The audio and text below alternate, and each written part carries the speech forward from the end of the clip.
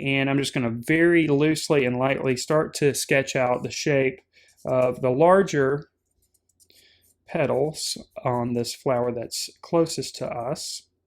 Object in our hand, which just makes things a little bit easier to control. So, disadvantages to using pastel pencils are that they don't cover as much space as pastels do.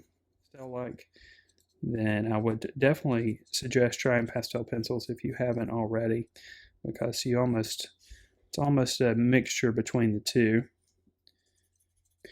Now, we don't have to worry about these shapes that are here that are overlapping it, because we can go right over the top of those with another application of pastel, and that's what we're going to do. So if you don't like the warmer shadow that's kind of created by this mixture, you can use a combination of umber and a little bit of a darker blue. And just a little bit of an undertone here. And it seems very strong right now, but we're going to go right on top of it in just a moment. Another thing is our mind kind of tells us, well, that area is white, because we know that the flower is technically white, but in actuality it's really not necessarily white. It's got a bunch of grays and other values in there. I really have a lot of respect for people who can interpret shapes and forms very loosely, and they still communicate things pretty well.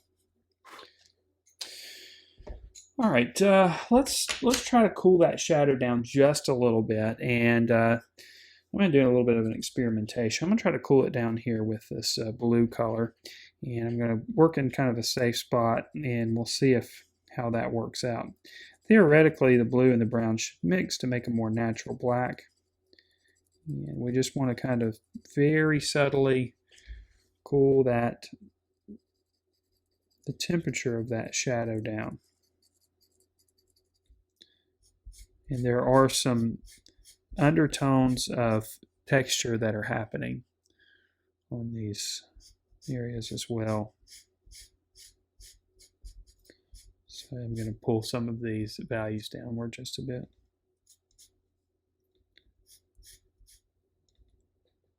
And again, this is a good opportunity to kind of pull it up maybe a little bit higher, just exaggerate it just a little bit.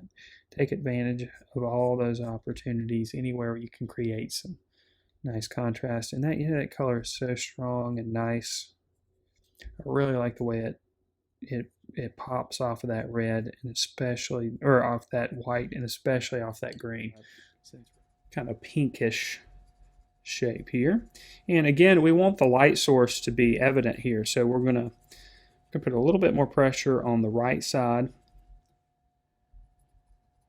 Now, it might not look super dark yet, but when we introduce the next color, it will.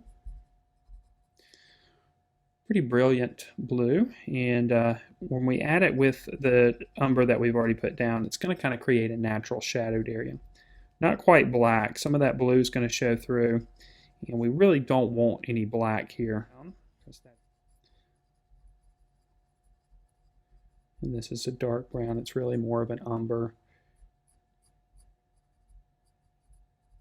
Let me just pull a few of those lines out from the center. We just want it to be dark enough so it kind of looks like it goes into the flower a bit without being dominating here. And our light source, remember, is coming from the left, but it's this little petal here kind of flows over the top and has a little bit of shadow right there. There's a little bit of definition that's going on. So with all that being said, you should also try to break the rules. Isn't art great? The way it contradicts itself. Or maybe that you can find a color that's similar, or you can, of course, mix yellow and green to make a yellow green. And to mix pastels or pastel pencil, of course, you just put down one color, put the next color on top, work them together.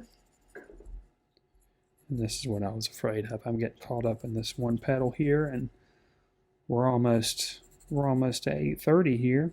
So I'm gonna have to work a little bit quicker.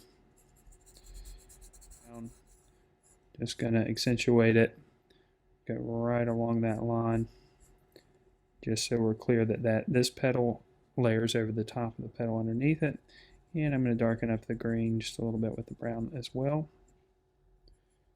Got a little shadow coming out here. It's almost like this petal is folded over or had a little bit of a fold in it.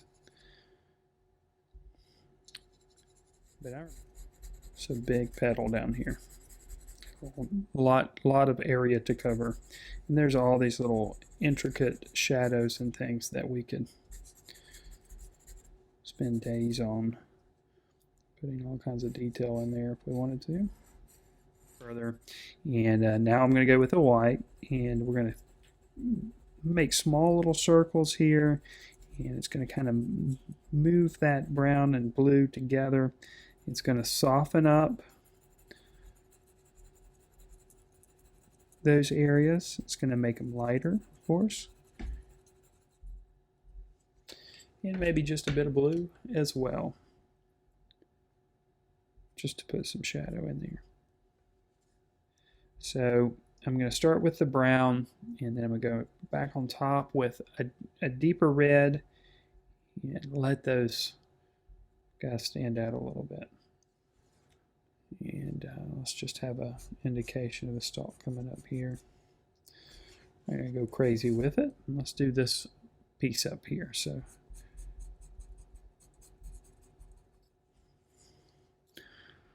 and just a piece hitting here.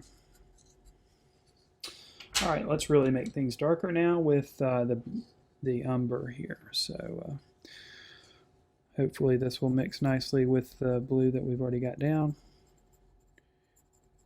And it'll start to make a nice, darker, more natural looking green up there. So a little bit of brown, a little bit of blue.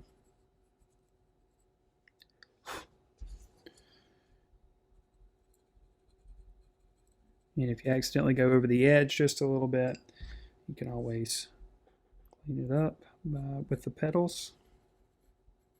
Finish this evening. One little piece here I want to fix here, just a little bit of a mark got away from us, I think, up there at the top. Then if you don't have any pastel pencils, you should definitely go pick some up and give it a shot. I hope you were able to pick up a couple things in the last 2 lessons, like I said.